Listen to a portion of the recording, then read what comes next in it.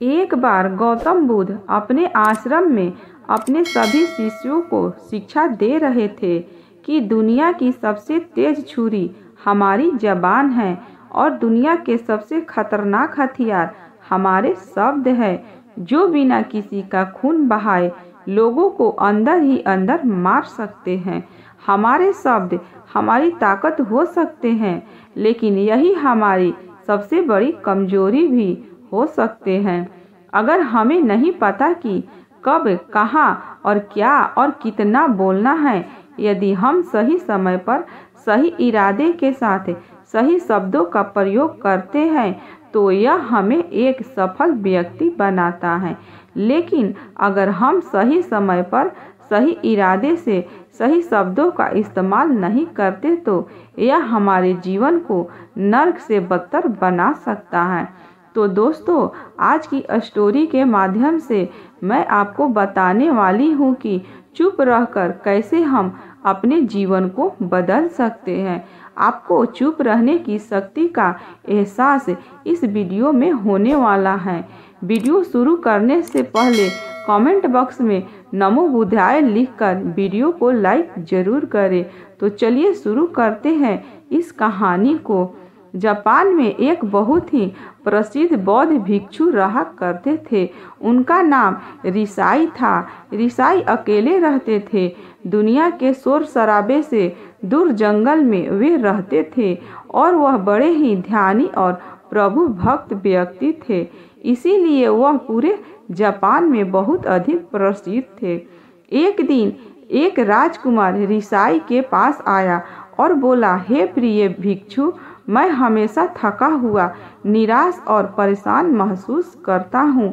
मेरा मन बहुत अशांत रहता है। हालांकि मेरे पास सब कुछ है, दौलत, शोहरत, सुख सुविधाएं जो हर व्यक्ति चाहता है या पाने की इच्छा करता है, लेकिन फिर भी इतनी अशांति और चिंता क्यों है? रिसाई ने उसकी बात बहुत ही ध्यानपूर्वक सुनी और कुछ सोचने के बाद कहा, तुम इस प्रश्न का उत्तर जानते हो, बस तुमने कभी इस प्रश्न को हल करने की कोशिश नहीं की है। रिसाई ने आगे कहा, मैं एक रिसर्च करना चाहता हूँ, क्या तुम मेरा साथ उसमें दोगे? इस रिसर्च के बाद तुम्हारे जीवन में किसी भी तरह की अशांति और चिंता नहीं रहेगी। ये बात सुनकर राजकुमार बहुत हैरान था। उसने रिसाई से कहा, बताइए मुझे क्या करना होगा? अपने मन की शांति के लिए मैं कुछ भी करने को तैयार हूँ। राजकुमार की इन्हीं बातों को सुनकर भिक्षु ने कहा, तो फिर आप अगले 15 दिन के लिए मेरे आश्रम में रहोगे और एक सम्मान व्यक्ति की तरह अपना जीवन व्यतीत करोगे और इन 15 दिनों में तुम अकेले और चुपचाप रहोगे, जितना हो सके कम बोलोगे।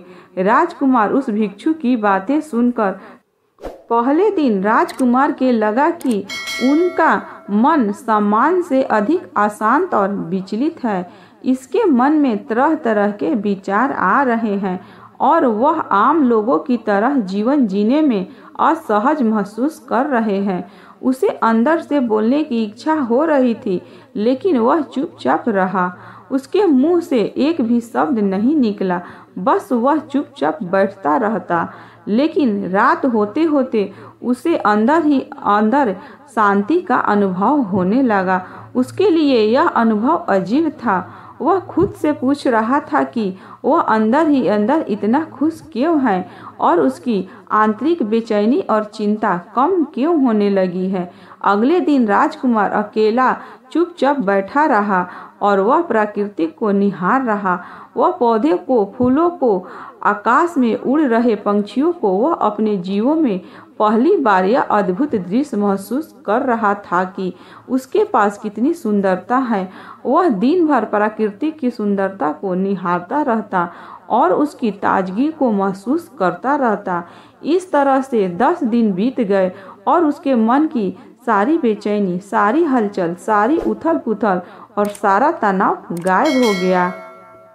11वें दिन सुबह राजकुमार फिर से एकांत में बैठ गया और कुछ ही मिनटों में उसकी आंखें अपने आप बंद हो गई और वह गहरे ध्यान में चला गया। वह पूरे दिन वहीं पर आंखें बंद करके बैठा रहा और गहरे ध्यान में डूब रहा। ना कोई शब्द, ना कोई चिंता। राजकुमार भीतर से असीम शांति और आनंद से भर गया। राजकुमार अपने बाकी के 4 दिन इसी तरह गहरे ध्यान में व्यतीत करने के बाद 15वें दिन के बाद ऋषाई के सामने प्रस्तुत हुआ और ऋषाई को प्रणाम करके बोला, प्रिय भिक्षु, मुझे उत्तर मिल गया कि मेरे मन में इतनी उथल पुथल और चिंता क्यों थी। मैं जान गया कि मेरा मन इतना अशांत और विचलित क्यों था। ऋषाई मुस्कुराते हुए पूछा, बताओ क्या उत्तर मिला तुम्हें। राजकुमार ने कहा, मैं आवश्यकता से अधिक बातें करता था। मैं किसी पर भी अपने शब्द और ऊर्जा व्यर्थ करता था। मैं दिन भर अपने लोगों से फालतू की बातें करता था। मैं फिर उन्हीं के बारे में अकेले में सोचता रहता था और ज़्यादातर समय नकारात्मक ही सोचता रहता। इस तरह मैं बस अपना समय बर्बाद कर रहा था। ज़्यादा बोलने और नकारात्मक सोचने की वजह से मेरा मन अशांत और बेचैन हो गया था और इसी वजह से मैं किसी भी काम को ठीक से नहीं कर पा रहा था, जिसकी वजह से मैं हर काम में असफल होने लगा और फिर इन्हीं लगातार मिलने वाली असफलताओं की वजह से ही मैं और भी उदास और चिड़चिड़ा हो गया। इन्हीं सभी चीज़ों की वजह से मेरा जीवन नष्ट हो रहा था।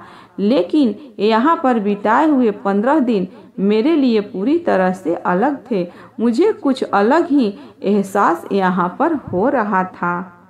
अब मुझे ऐसा लग रहा है मैं अपना जीवन पूरी तरह से जी रहा हूँ, लेकिन इससे पहले मैं अपना जीवन गलत तरीके से जी रहा था। मैंने यह भी सीखा कि हमें सिर्फ ध्यान करने की ज़रूरत नहीं है, ध्यान अपने आप होता है जब हम इस शांत और मौन होते हैं।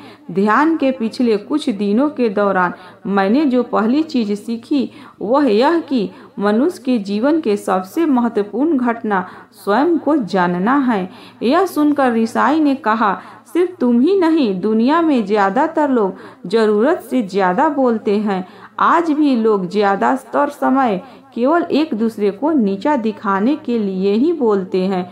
कुछ लोग ना चाहते हुए भी बातें करते हैं और अपना जीवन बर्बाद कर लेते हैं। ऋषाई ने राजकुमार को चुप रहने का महत्व समझाते हुए कहा, एक बार गौतम बुद्ध से उनके शिष्य ने पूछा, प्रिय बुद्ध, आप ज़्यादातर समय चुप क्यों रहते हैं। बुद्ध ने कहा, क्योंकि चुप रहने से व्यक्ति अंदर से अनंत शक्ति की गहराइयों में होता है। मौन अपने भीतर उतरने की पहली सीढ़ी है। मौन के बिना स्वयं को जानना असंभव है। स्वयं को जानने और समझने का पहला नियम है कि मौन हो जाओ, उतना ही बोलो जितना अत्यंत आवश्यक हो। बेफुजूल की बातें करना छोड़ दो। तुम अचानक पाओगे कि 10% से भी ज़्यादातर लोग व्यर्थ ही ज़्यादा बोलकर अपना समय बर्बाद कर रहे हैं। ना बोलने का कोई भी नुकसान नहीं है, लेकिन यदि आप ज़्यादा बोलते हैं तो आप अत्यधिक गलती कर देते हैं। अगर व्यक्ति कम बोलना शुरू कर दे तो दुनिया की 10% मुसीबतें कम हो जाएगी, झगड़े फसाद कम हो जाएंगे, उपद्रव कम हो जाएंगे, अदालतें कम हो जाएगी।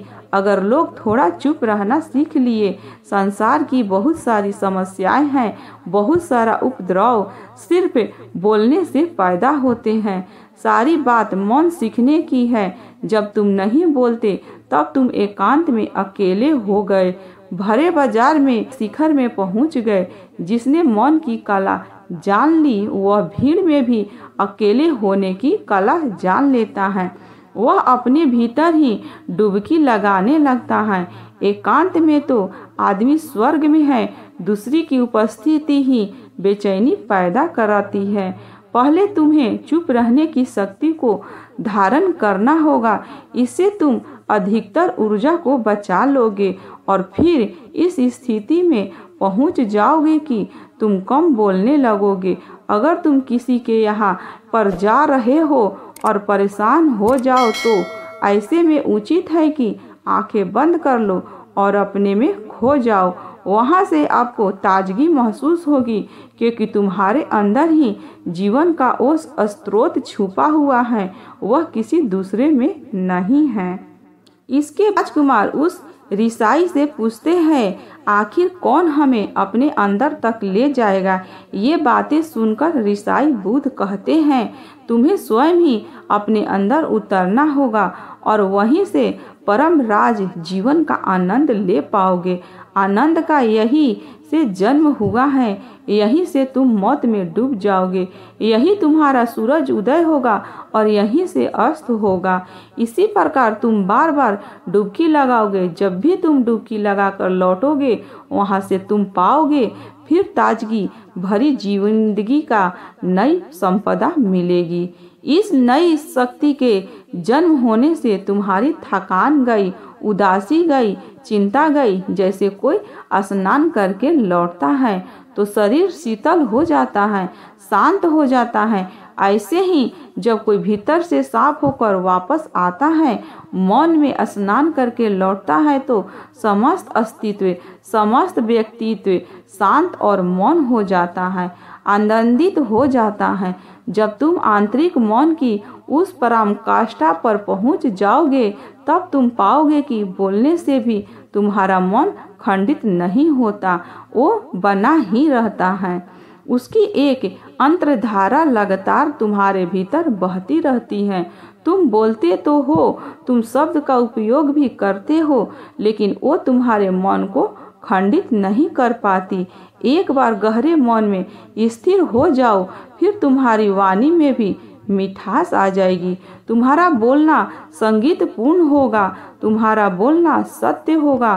तुम्हारे बोलोगे तो दूसरे पर भी शीतलता छा जाएगी। जैसे ही तुम अंदर से चुप होते हो, तुम उतने ही शक्तिशाली होने लगते हो कि समाज की निर्भरता तुम पर छोड़ने लगते हो और तुम्हारे जीवन में एक मस्ती आती है जो केवल दीवानों के जीवन में होती है।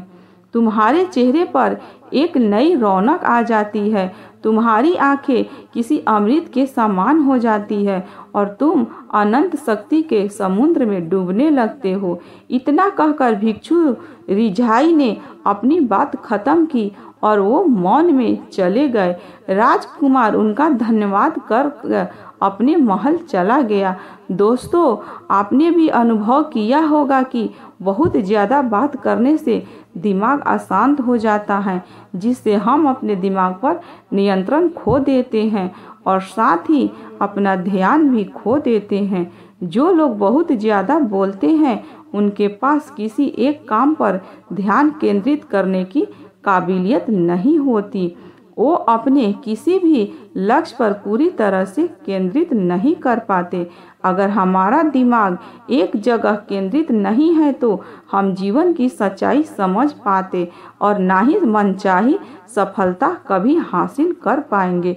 इसके अलावा भी आपने देखा होगा कि जो लोग अधिक बोलते हैं वे अक्सर लोगों के बीच हंसी का पात्र बन जाते हैं और जो लोग कम बोलते हैं और अपनी बात पर कायम रहते हैं उन्हें लोगों से सम्मान मिलता है।